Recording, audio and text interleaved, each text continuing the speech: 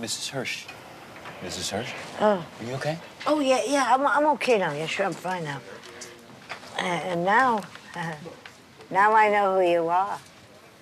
I remember you when you first became a writer. Is this another story you're making up, Mrs. Hirsch? I mean, what else do I do? I make up stories. And now they've encouraged me to make up stories by giving me a big prize. So what else should I do? I make up stories. Huh? Doesn't it make a difference to you that it's not really who I am? Really? Who are you? Who am I, really? Are any of us really who we are? Mrs. Hirsch, I'm not going to fight with you. You're too wise for me. Besides, you just won a Nobel Prize for Literature. So let me ask you something else. Some of the literary critics over the years who haven't particularly liked your work, they've said things like, the problem with your stories, speaking of really, is that nothing really happens. You know, in some ways very beautiful and very simple, but nothing really happens. So what I wonder is, what do you think about that? Do you think it's a fair criticism? I'm a storyteller. I write stories, that's all. Well, a lot of people tell stories where all kinds of things happen, but in your stories, nothing much happens. What do you mean by happens? I don't understand. Someone does something, someone gets hurt, someone wins a prize, some action occurs. In your stories, some people say, there isn't any action. Nothing happens to the characters. How could nothing happen? Something is happening all the time, isn't it? Yeah, that's exactly my point. In life, something is happening all the time, but some people say not in your stories. Now, how can it be true in life and not be true in my stories? Aren't my stories alive? Stories are about life, so they have to be structured so as to convey that something's happening. Oh? Is life structured so as to convey that something is happening? No, but life is not a story. Huh? Oh, what is it? It's what stories are about.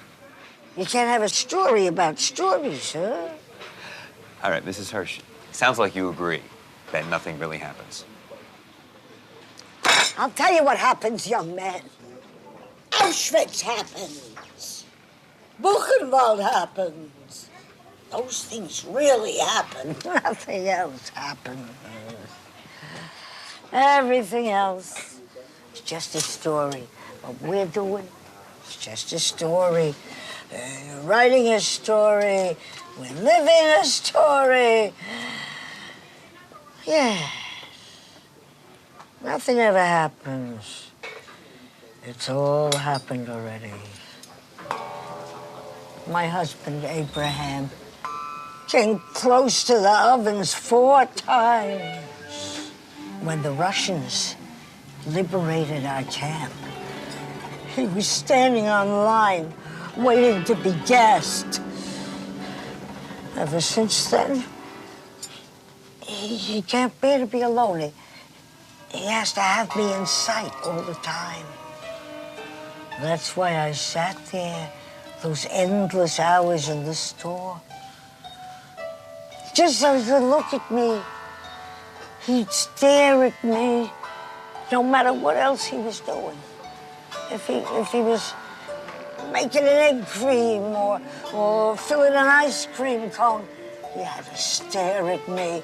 At home, when he went to the bathroom, he had to leave the door open. Even when he was in the bathroom, he had to see me.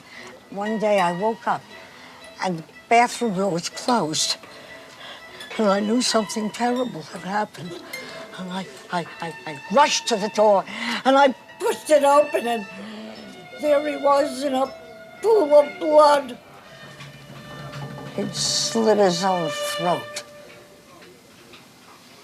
The Nazis got him at last. That happened in the Bronx. But it really happened in Auschwitz.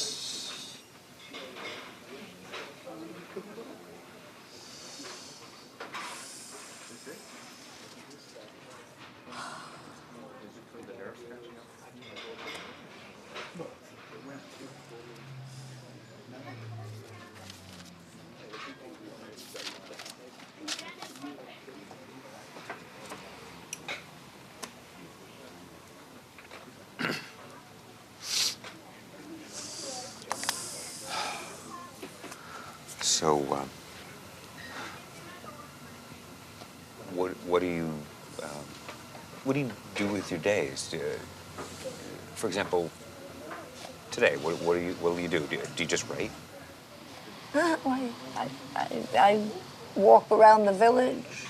I talk to people. I listen to their stories. And, oh, yeah.